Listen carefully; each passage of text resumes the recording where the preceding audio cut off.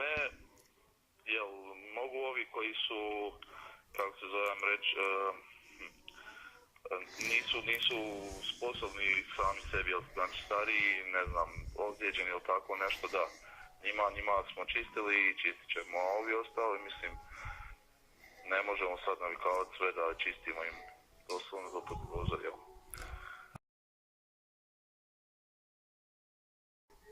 Pa ne znam što vam rekao jer nisam, mislim, nije mi, ne znam, moram provjeriti, ne znam, ili liko cestama ili kircem koji me već čistio. Jer, mislim, ne znam, možda su oni platili da se njima očistili nešto stvarno, ne bih ovako mogao reći ništa dok ne pitam, dok ne provjerim, jel?